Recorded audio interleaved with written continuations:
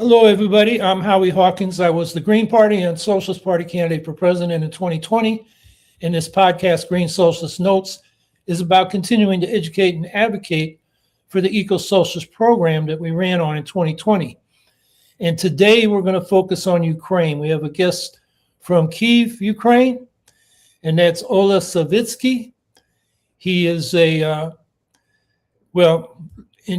is, suffering under this energy, power, and heat shortages because Russia's been bombing. And Oleh can talk about what happened last night and what's been happening in the last few weeks.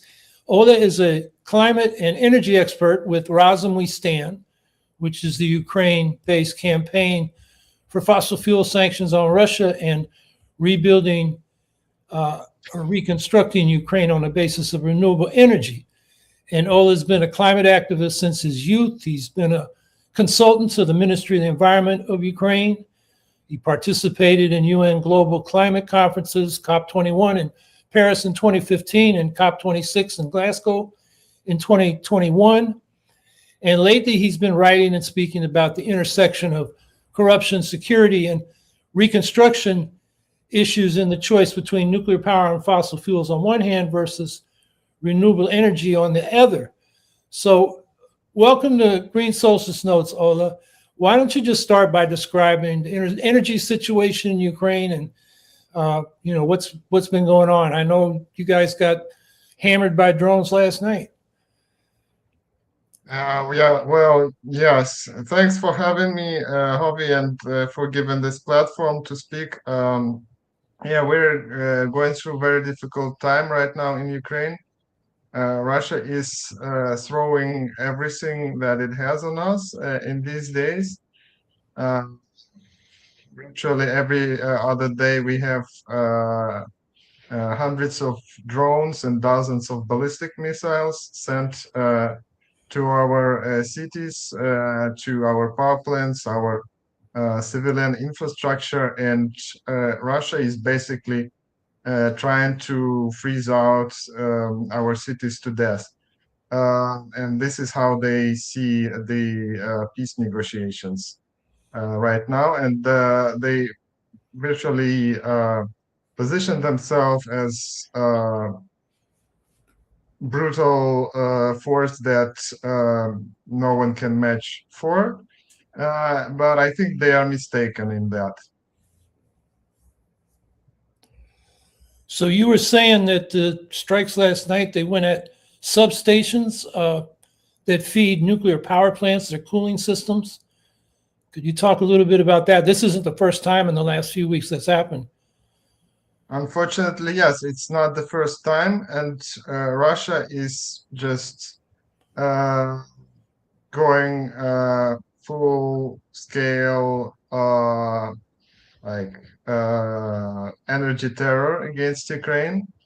Russia is recognized as a terrorist state by the European Union.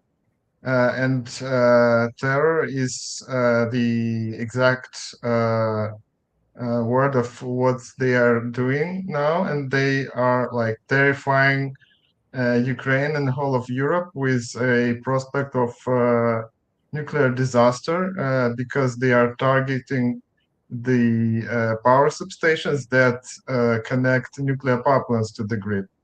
And if a nuclear power plant is disconnected, or if the power lines that connect it to the grid are severed, it's a major emergency and it's very dangerous. Yeah, if the cooling stops, it's just a few hours before the fuel pools in the reactors start melting down. And then you got a radiation catastrophe.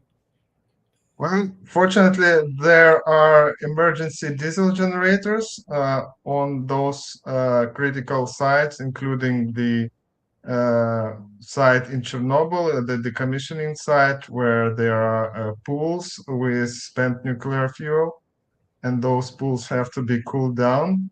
And this week, Chernobyl was completely severed from Ukraine's power grid, and those pools with spent fuel, they were at risk of heating up, and major nuclear disaster could have happened. But the personnel on site, they managed to this situation, and they enacted the emergency diesel generators. And that's the last line of defense. I mean, if they're out for a long time and getting the diesel and the generators working, it is a precarious situation. Exactly.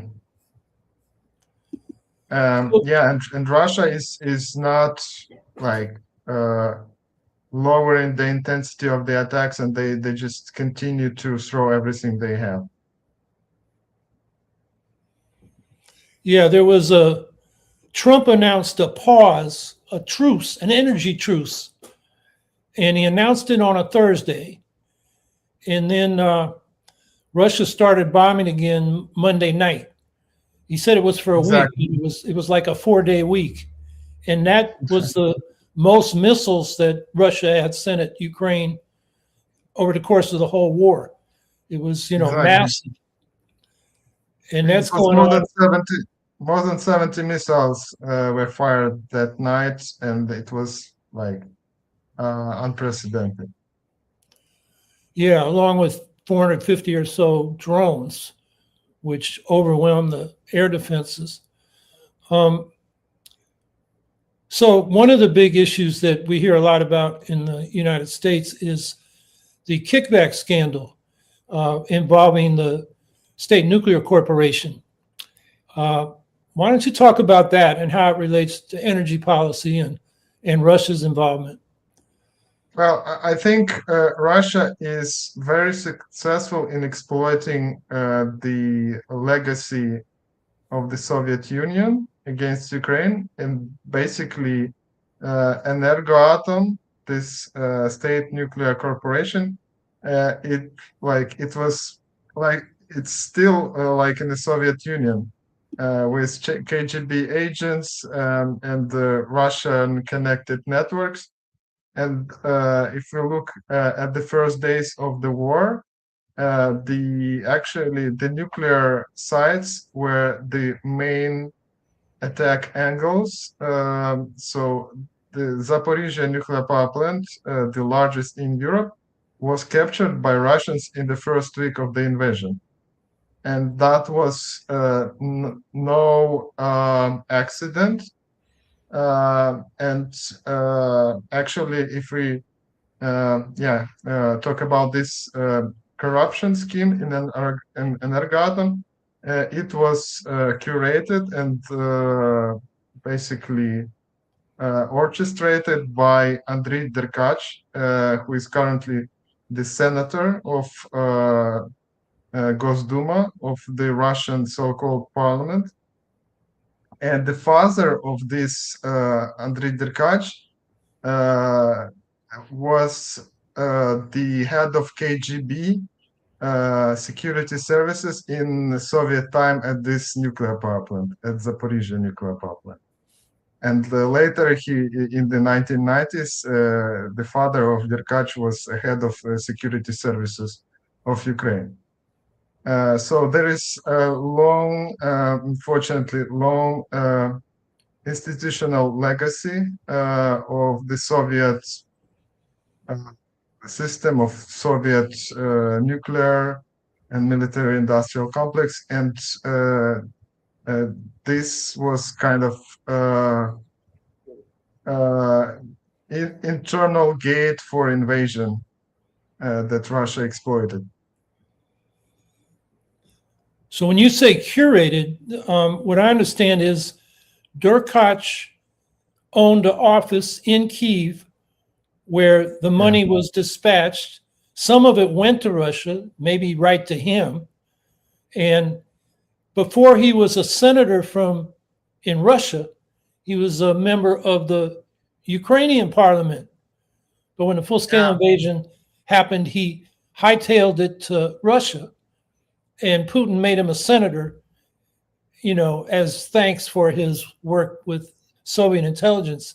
So So the message Russia puts out is Ukraine is corrupt, implication being it's a waste of money to support them, when in fact Russian agents were involved in this scandal.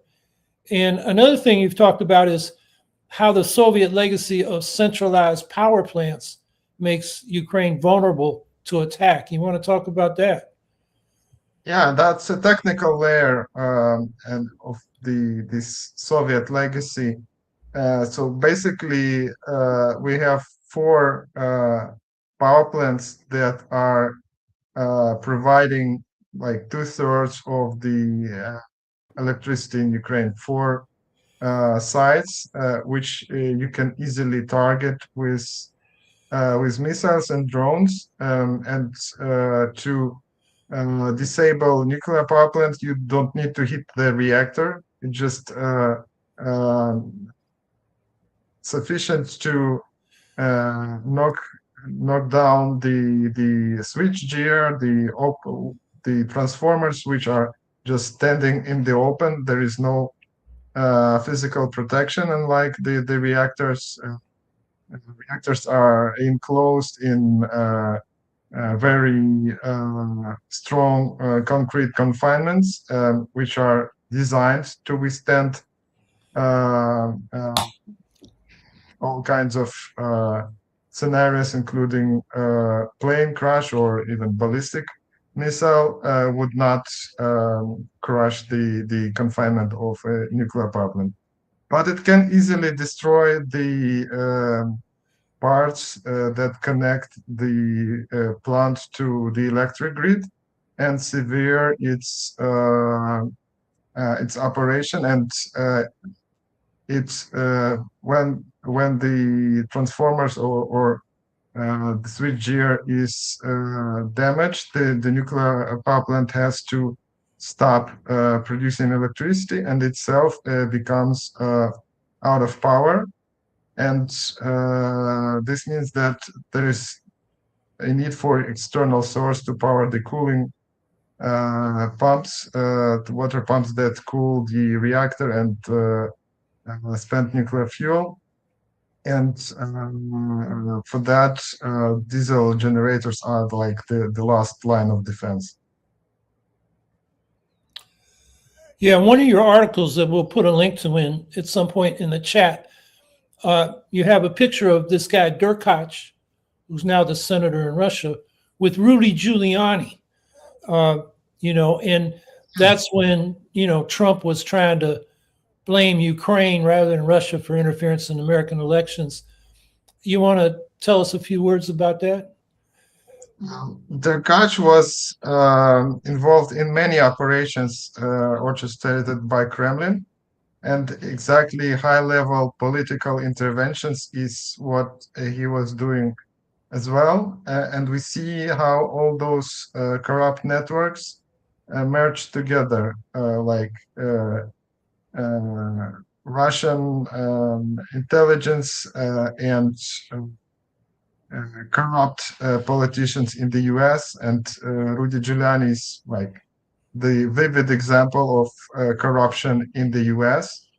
So what we see is, and now like on a grander scale, that Trump and Putin, they basically create a alliance of corruption against democratic countries, and especially against the European Union. What do the people in Ukraine think about the so-called negotiations? They just met again in Abu Dhabi. And, do Ukrainians put any stock in that? Or what do they think about those negotiations? Well, people are quite sober and disillusioned, and we don't expect any good of that. And what is really bad is that it is used as a distraction, and it kind of legitimize Russian actions that, okay, they are in negotiations, and therefore some kind of diplomacy is seemingly happening, and the Russians try to basically force Ukraine to capitulate, and they throw everything they have in terms of like their destruction of our energy infrastructure. And I think Trump is very instrumental to Putin now in distracting the attention from the real solutions to the conflict, and that is the embargo on Russian fossil fuels, and real enforcement of the previously adopted sanctions, especially on the Russian oil exports. Yeah, yesterday, Scott Bessent, the U.S. Treasury Secretary, said about new sanctions, we'll see how the negotiations go, which I think illustrates what you're saying. You know, they're using that as a delay to put any pressure on Russia. And while this delay goes on, Putin is free to bomb the hell out of Ukraine and keep assaulting on the front lines, but he's not gaining much ground. You know, 1.5% of Ukraine in the last 3 years is hardly, you know, one of the narratives is Russia's winning, Ukraine's inevitably going to lose. But at the rate Russia's going, they're losing. So, yeah, Trump and Putin, I don't think people realize, many Americans, how much in collusion they are. You know, this facade of negotiations is giving cover to Putin while he continues his offenses. Exactly. And this is, this is like, it's outrageous how, and this is like an insane, incomprehensible situation, and I could never imagine that, individuals of this sort will run the two most powerful militaries and two largest countries. So I think this is I think it's a last wake-up call for societies to understand what corruption brings, and how existential threats they are materializing in the actions of those corrupt individuals. Yeah, we get distractions every day from Trump that I think more Americans are waking up to. There's a lot of regret, I think, from particularly independents who voted for him. And, you know, some Republicans are having buyer's regret, but we still have a long way to go in this country just to try to correct that situation. But going back to Ukraine, you've been making the case for why Ukraine should reconstruct around renewable energy systems instead of centralized fossil fuels and nuclear power. Why don't you talk about why that makes sense, and from Ukraine's security standpoint, its economic development and reconstruction standpoint, and from the viewpoint of the climate? Well, actually, Ukraine is on this path for more than 10 years since we started the accession negotiations with the European Union. We signed the association agreement back in 2013. And before that, we signed the Energy Community Treaty in 2011. And Ukraine actually is one of the largest markets for clean energy technologies, for solar and wind. We have around 10 gigawatts of renewable capacity now. Part of it is like behind the meter in businesses or rooftop solar in some private households. And yeah, I'm hopeful that we'll get much better in spring because we have a lot of solar, which is not working right now. In the winter, solar outputs is dropping like 10 times from the nominal capacity. But in spring and in summer, I guess we will be better off because we have a lot of solar. And even in winter, when you have solar, especially with batteries and their hybrid inverter, you can still run critical facilities like water utilities, hospitals, also the mobile connection, communications.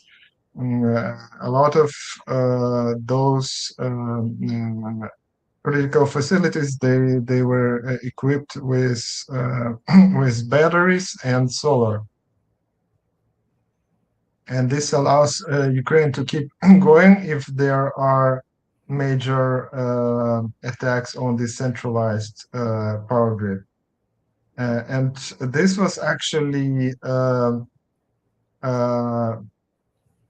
created from the bottom up, from the grassroots, and it's where NGOs and small foundations who worked with local communities to provide those solutions to uh, hospitals, local utilities, and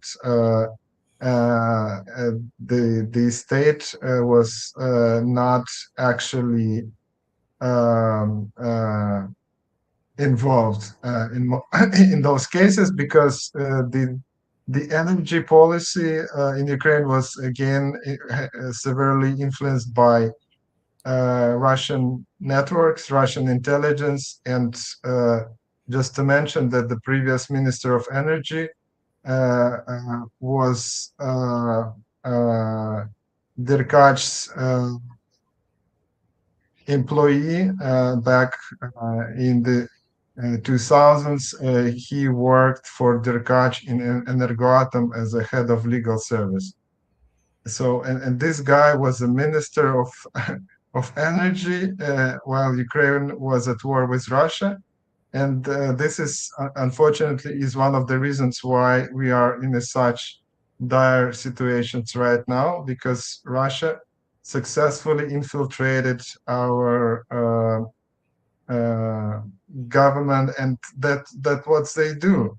Look at Europe, look at Hungary, and Russia, unfortunately, is very successful in this political corruption and establishing their figureheads in important positions.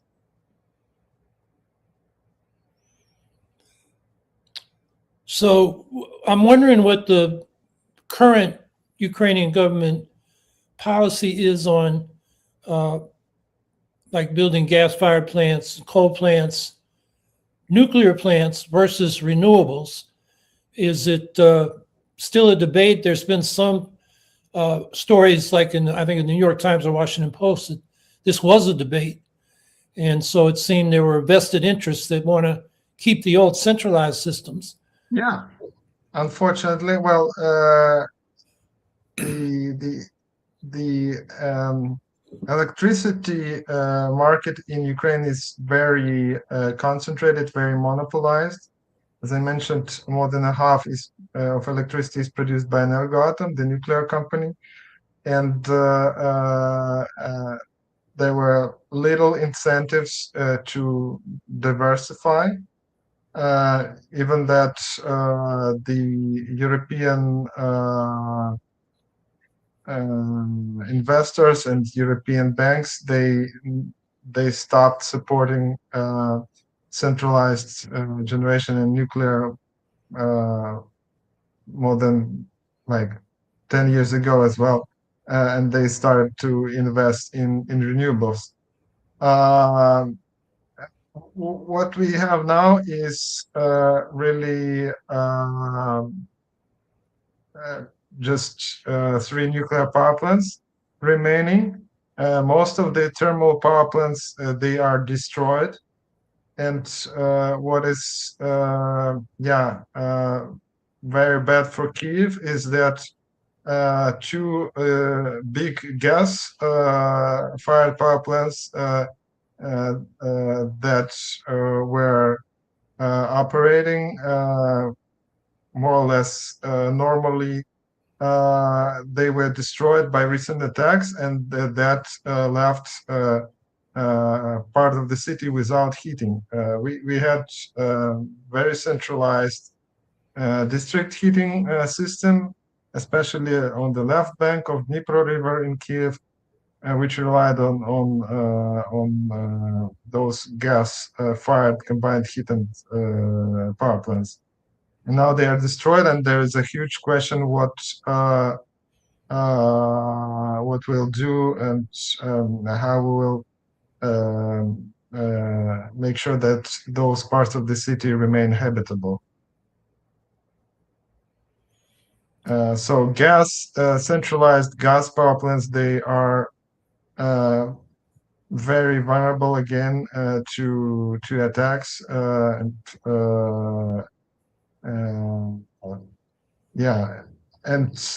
the whole system built in Soviet times, it was perfectly transparent to Russia. They had the blueprints, they had actual schemes, and they knew where to attack, where to send missiles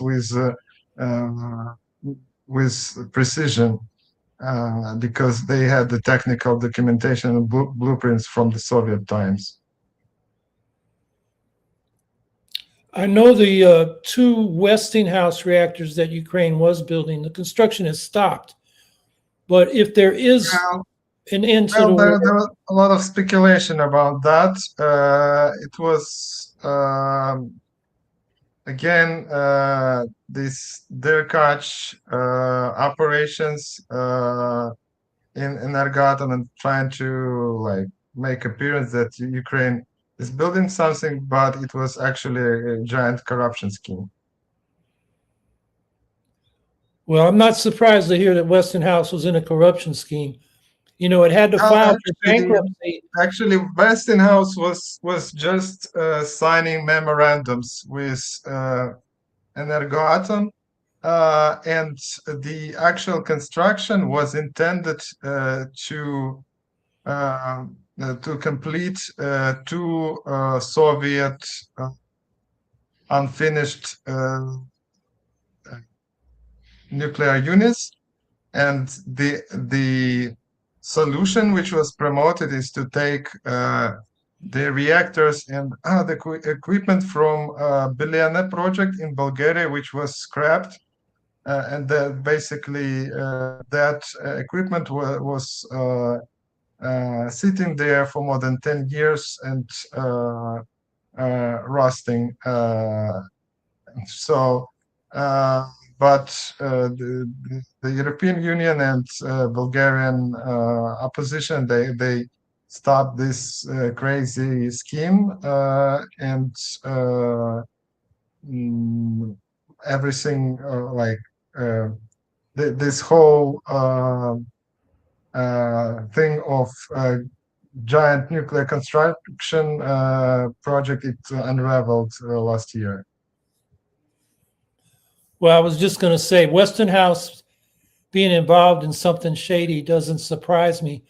The last two nukes they tried to build in the United States with loan guarantees the Obama administration gave them in South Carolina, ended up, they had to scrap them because of cost overruns and construction delays. And in fact, Westinghouse had to file for bankruptcy because of that. So, you know, nuclear power is probably the most unsuccessful technology of the industrial era. So, you know, I also want to tell you, when I was in Ukraine last year, had the opportunity to meet with the president of the Atomic Workers Union and their person, the woman that does their, media. I don't know what her title was right now.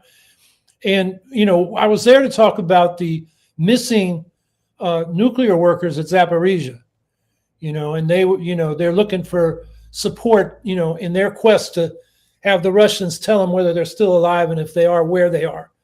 But at the end of that discussion, they knew I was agreeing I was anti-nuclear, and they asked me about nuclear power. And I said, it's much more inexpensive and safer to go with renewables. But I told them, your workers don't have to worry, because when these things are decommissioned, they're going to have to watch them for the rest of their lives. And what was interesting, compared to nuclear union officials I've talked to in the United States, they seemed open to the, renewable option. They weren't worried about their workers losing jobs. So anyway, that's kind of a footnote. But, Yeah. I don't know if you've ever interacted with them, but that was my experience. Well, yeah, I exactly know what you're talking about. I was in Germany at this nuclear power plant at the shore of the Baltic Sea, Greifswald, and it was closed in 1991, and it's still being decommissioned, like 30 years, and it will take probably another 15 years to decommission that single nuclear power plant. And Germany is paying for that and to like safely deal with that legacy of the Soviet time. And we will have to deal with that as well. So that's a big question again. Who will pay for the nuclear decommissioning in Ukraine? But now the main question is how we deter Russia and how we stop this terror that Russia is unleashing upon us. So tell us where the sanctions on fossil fuels, Russian fossil fuels, stands. I know Razom We Stand, that's a central concern of theirs. And, the U.S. under Trump keeps threatening to do stuff, but mostly it's what we call taco. Trump always chickens out. So how's that going? And where's that stand? Well, we see some positive moves from the European Commission and the EU as a whole. So in January, the decision was finally adopted to phase out Russian gas completely, including LNG. Well, again, with some delay, but this year, the EU should stop buying Russian gas and LNG. And this can deal a blow of around 10 billion euro in Russian income, and even more can be done with phasing out Russian oil. And here we hope that EU will ban the Greek companies and other companies from transporting Russian oil, because a lot of Greek tanker owners, they are still involved in Russian logistics, and they service the Russian oil exports. Yeah, so and a lot can be done also by UK, because UK hosts the major P&I insurance hub. So it's maritime insurance for ships is provided by firms in London, and also a very vivid case is that transportation of LNG from the Arctic from Yamal LNG terminal is enabled by ships which are managed by a company registered in Scotland, Sepik Maritime, and those ships are also insured in UK. So if there were like more of a radical or more decisive government in the UK, they could actually deal a big blow to Putin. But unfortunately, we see that Starmer is also the chicken. Yeah, I talked with Greens in the Green Party of England and Wales have a Ukraine solidarity resolution they're going to vote on at their spring conference, which emphasizes strengthening the fossil fuel sanctions on Russia. Just to give people a sense of how important this is, over the last decade or so, 30 to 50% of Russia's state revenues have come from oil and gas exports, and their federal budget is 40% for the military. So you can see basically these oil and gas exports are funding their war machine. But the between the world market conditions and the sanctions, it's having an impact. Figure I saw just the last day or two is that in January, Russia's state revenues from oil exports were half of what they were a year ago, which is, Russia's got a lot of economic problems, and this adds to them. So these sanctions can make a difference. Before we open up to questions, you and I had talked about Amory Lovins and the soft energy path. You want to say anything about that? Well, yeah, I'm a big fan of Amory Lovins, and I had an honor to meet him 10 years ago in Berlin. And I think it's quite tragic that his ideas they were not widely accepted, except of a few places like Germany and some other European countries, which really adopted the soft energy path with energy efficiency, renewables, and more rational organization of infrastructure. And it's quite, well, yeah, tragic that the world created such technologies like LNG. And I think LNG is the worst example of hard energy and hard energy technologies. It's extremely inefficient.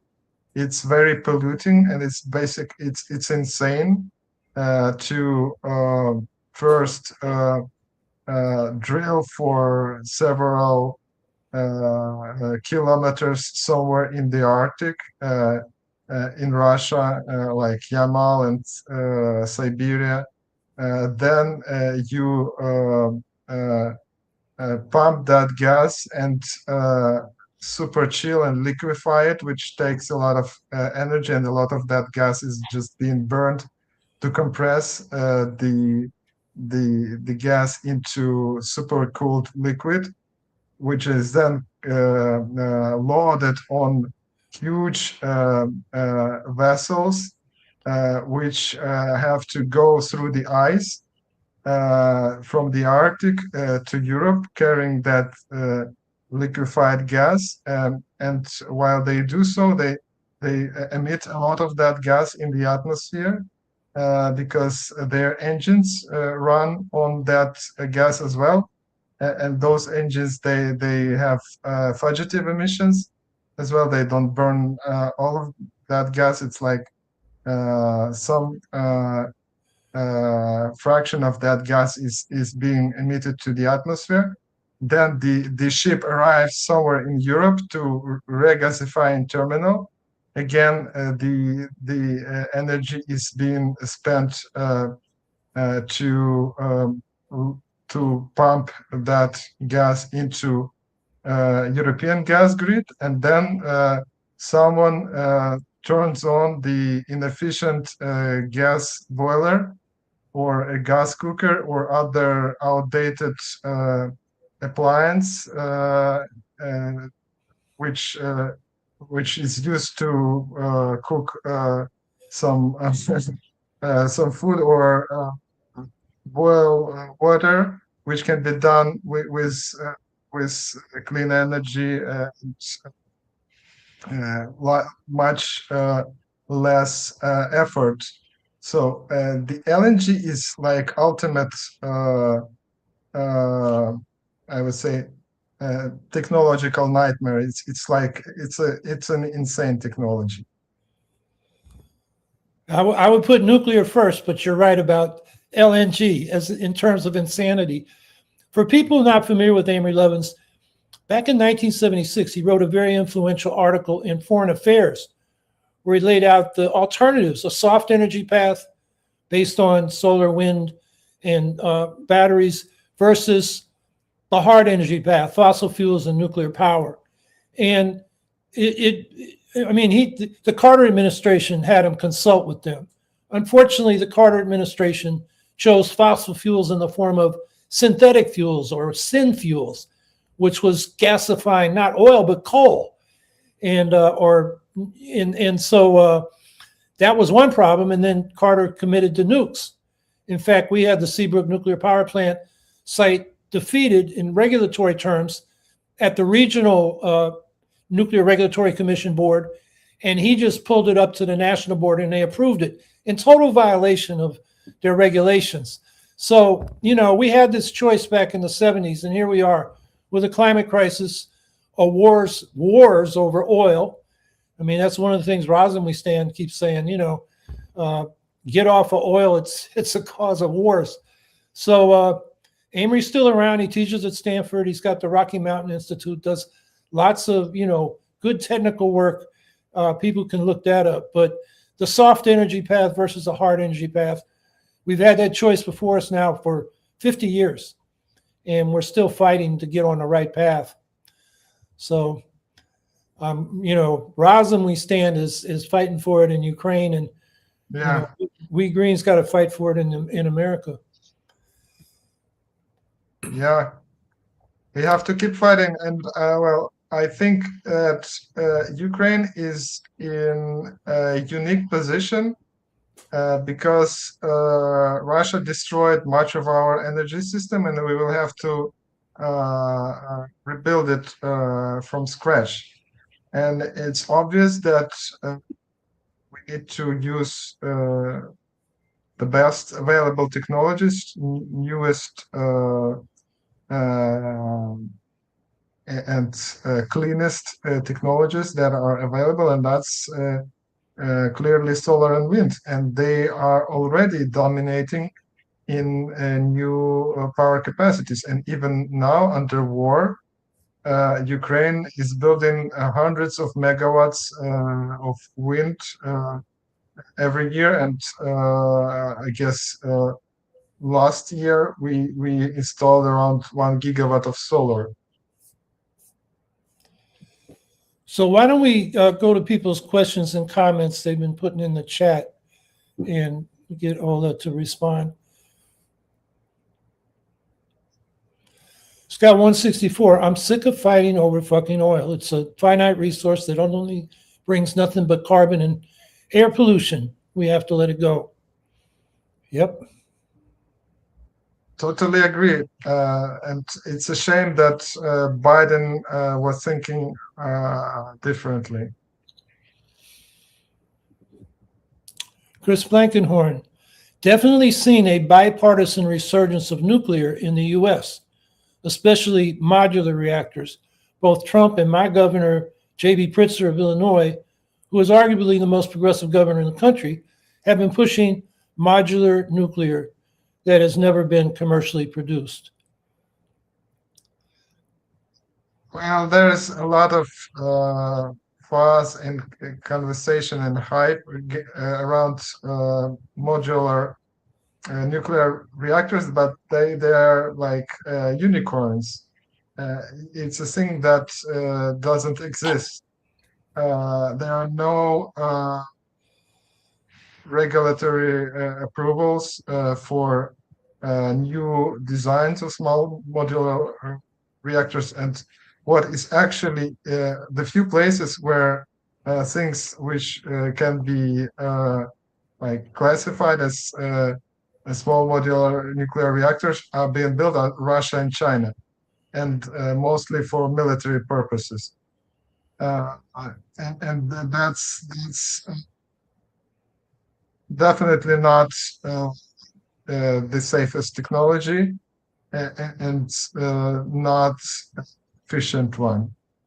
Uh, well, there was a reason why nuclear plants were built big, like 1 gigawatt scale, because to use nuclear fuel efficiently and to produce less waste and less spent nuclear fuel, to burn it to a higher degree, you need to have a bigger reactor. And that's just nuclear physics. I'm not a nuclear physicist, but I know basic facts on that. And just doesn't make physical sense to make small reactors because they are less efficient. Yeah, it's an economy of scale question. I mean, our governor in New York, Hochul, is, has the same insanity in mind in building. In fact, the state just committed $30 billion to subsidizing the nukes we already have. They can't operate profitably. It's insanity. And it's not just on the, corporate Democrat sector of American politics. You see it on some of the Democratic Socialist left, like people at Jacobin, Bhaskar Sankara, and this guy is a professor here. I'm blanking on his name. He talks about class struggle and energy, but he's for nukes because he said we got to support the nuclear workers, not knowing that it was nuclear workers in the OCAW, oil, chemical, and atomic workers, that invented the idea of a just transition from dirty technologies like nuclear to clean technologies, and you just have to support the workers in the transition. That came out of the atomic workers movement. So that so-called socialist who teaches here at Syracuse University, whose name I'm blanking, Matt Huber, that's the name, is wrong. And so anyway, we're going to have as a guest in April, don't have the date set, Linda Pence Gunter, who just has a new book out from Pluto Press. It's coming out in April, making the case against nuclear power, particularly to these people on the left who have lost their bearings. So we'll go into that in detail in a couple months. Yeah, I think that there's just a very simple logic on the implications of the scale. When you have very centralized infrastructure, when you have like gigawatts of power controlled from one room and one office, there is a lot of risk of first errors in the technical room, and second, a lot of risk of corruption in the office and in the management of the centralized infrastructure. When you have half of the country powered by one nuclear power plant, if things go wrong, technically, financially, organizationally, the whole country is in trouble, and that or a state, and in the U.S., I think that was very vividly with those recent Westinghouse projects with VC Summer and the other one, which I forgot. But the scale of the technology just produces the opportunities for giant corruption, and unfortunately, when there are such opportunities, they very often are utilized. I see a comment from BD Dimit in the chat that he said, one of the first things I heard or read of Zelensky's was support for Ukraine's future to be entirely renewables. I had not heard Zelensky say that. What have you heard him say that, Ola? Well, yeah, let me turn on my backup. Okay. He was making statements in like different situations, and this kind of statement is important for European audience and European investors and banks, because they don't see other options rather than renewables. And this was just Zelensky lip service to European finance. But what he really did, he basically allowed the Russian agents to screw up our whole energy system.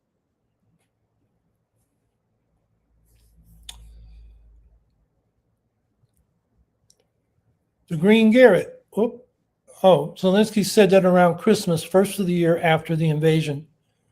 Okay, well, I guess what Ola is saying, he's saying that at least to the audience in Western Europe that wants to hear that. I guess the implication is it's not always the same domestically. Yeah, and there can be a lot of declarations and statements, but very little is really happening. So Zelensky was also announcing back like 2.5 years ago that Ukraine will build 1 gigawatt of distributed power generation, mostly gas-fired modular plants at the critical facilities, but it was never built. It was like now it's less than half of that what Zelensky was announcing, and that's why we have a problem that some water utilities they are stopping because there are blackouts and they cannot supply water to the cities, and people are left even without water in some cities.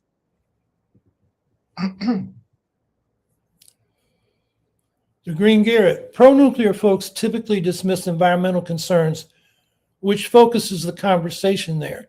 Should we also talk about how corporations love centralized power to control it? Energy from sun, solar, or earth geothermal is decentralized, so communities can own it, which corporations don't like. Nuclear requires central control and power. Exactly. This is the point. As I said, when there is like huge infrastructure which can be grabbed and controlled by a few individuals in the pursuit of their profits or some megalomaniac plans, it doesn't bring anything good to community. And actually the best way to meet the energy needs is to own your infrastructure, to have local decentralized infrastructure which is owned by the community, run by the community, and designed with the involvement of the community to meet the needs in a most efficient and sustainable way.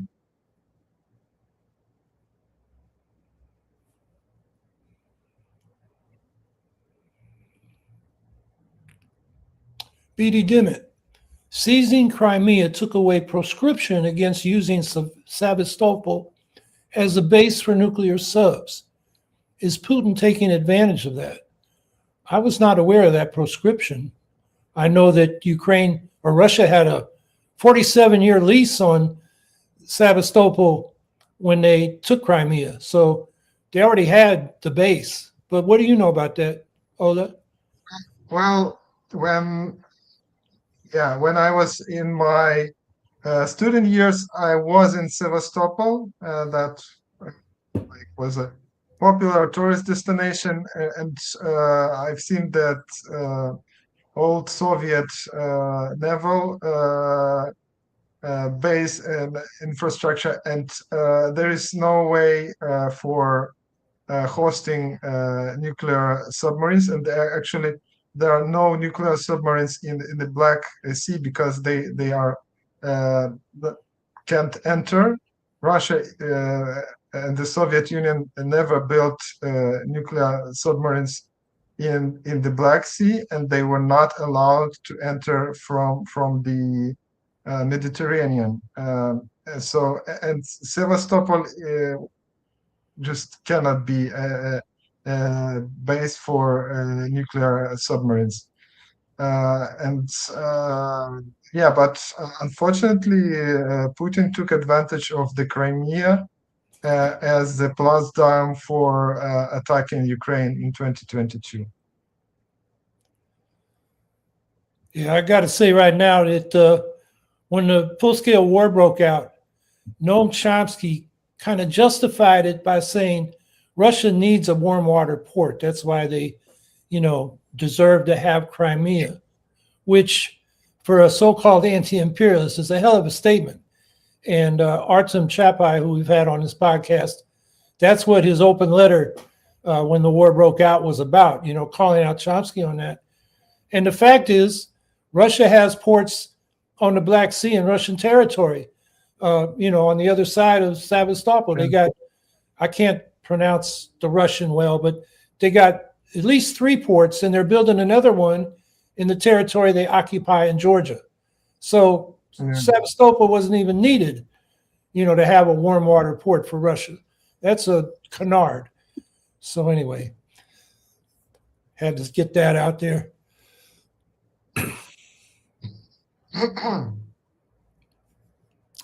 Scout 164.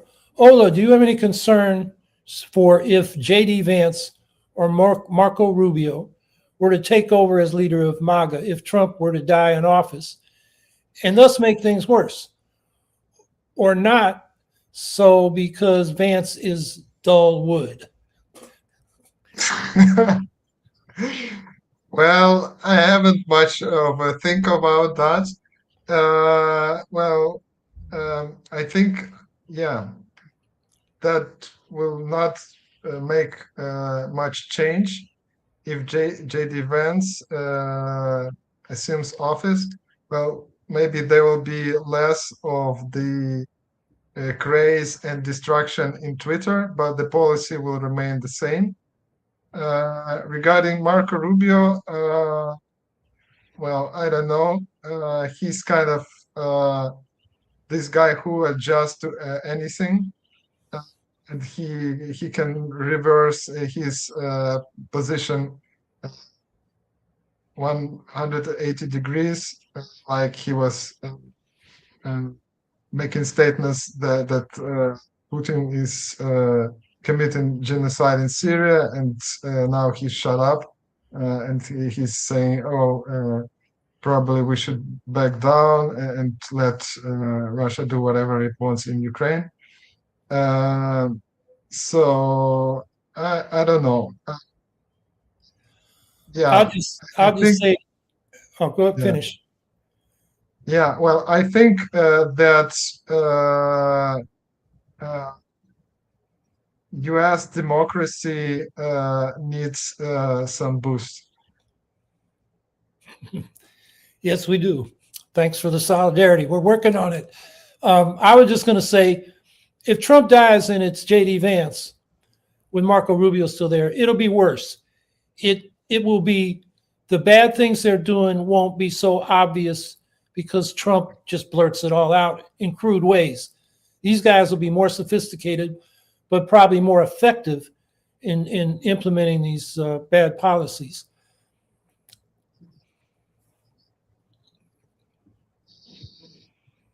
Scout 164. Bonus question for Oleh. What Ukrainian cuisine do you recommend? Well, I'm a vegan, and I have some variations of Ukrainian national cuisine, but borscht is definitely one of the best dishes, and you can cook it in 100% vegan way. Well, I'm going to answer that too because I was in Ukraine. And borscht, I had it every meal I could. And I also want to give props to these. They got fast food there in cafeterias where it's real food. And you can get borscht, you can get salad, you get your meat, your vegetables, and it's very quick and it's inexpensive. It makes McDonald's look like it's exorbitant. So I ate in those cafeterias. I guess they're kind of left over from the Soviet era, cheap food for workers, but it works. I really enjoyed it. But borscht every meal. Well, we have kind of more of the modern like version of those cafeteria, and we have like national analog of McDonald's with fast service, and it's really much better than McDonald's. Yeah, I was, for complicated reasons, when people were taking me around Kyiv on the left bank, we had to eat at McDonald's just for time reasons, and we saw one. And it was the worst meal I had in Ukraine. The Ukrainian food was great. There's some links to a couple articles by Oleh and to Razom We Stand. So let's get them in the chat in time for people to get copies of them before we finish up here. So the Razom, okay, there goes the Razom We Stand. And in the meantime, let me see if I can find a question in the chat.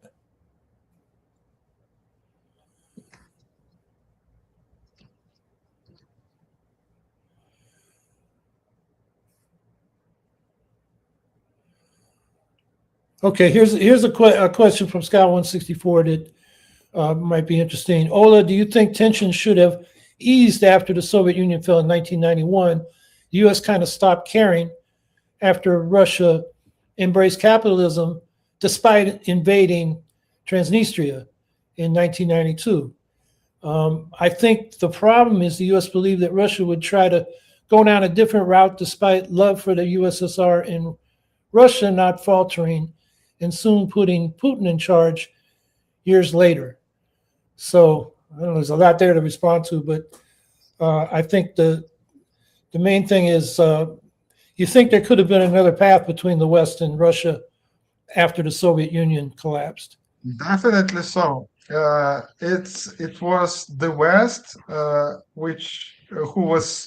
think the West created the infrastructure for money laundering, for corruption, these offshore jurisdictions for Russian oligarchs and KGB agents.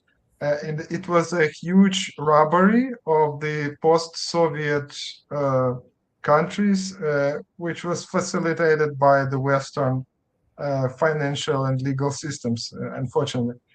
So the West has created the monster. They created the Russian corruption, and now it is backfiring on the West. And I think that oil and gas was very central to that, and it's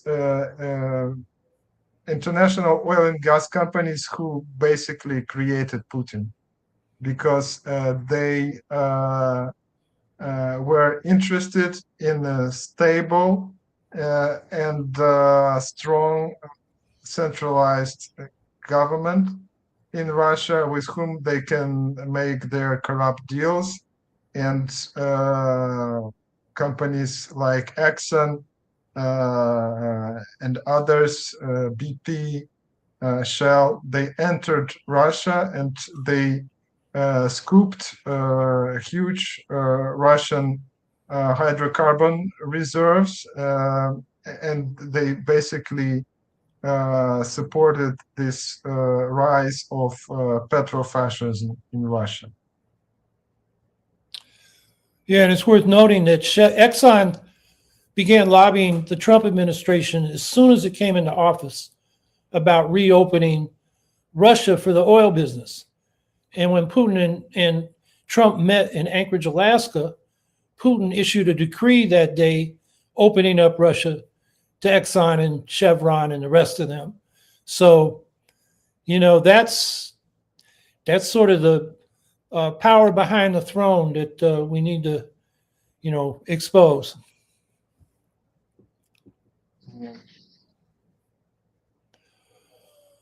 Okay, well, Ola, we said we go an hour. We've gone a little bit longer. We try to keep it to an hour so people aren't, it isn't too long for people to be here. I really appreciate you coming on. Any last message you have for us before we close? Well, yeah, I think solidarity is very important in this difficult time. And I hope that everyone who is listening this podcast will take some sort of action, at least in their communities, to push back against those fossil fuel fascists that are destroying our planet. If you can support the community-owned solar project or switch from the petrol car to electric car, that's a kind of personal contribution that you can do. But actually, we can do much more if we unite, if people organize and do things together and build their lives together. And I think we have to reinvent our communities and find ways to meet our needs in a way that is just and sustainable and doesn't place us on the hook politically and financially to big corporations and corrupt politicians. And we put in the chat a link to a fundraiser for emergency assistance during this energy crisis. Do you want to say a few words about that link? Yeah, thanks. This is a fundraiser launched by Ukrainian World Congress, and it's intended to collect donations to install solar and batteries at Ukrainian hospitals, schools, and other critically important facilities to keep our communities going. So if you can support, please do.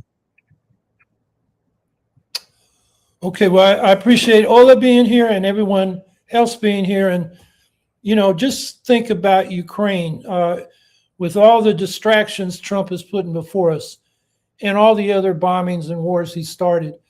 It's important to remember that the biggest one is Russia's invasion of Ukraine. By this spring, there will have been 2 million casualties, killed and wounded. Russians, actually more of them, because they invade in these meat waves and they get mowed down and Russia keeps sending them.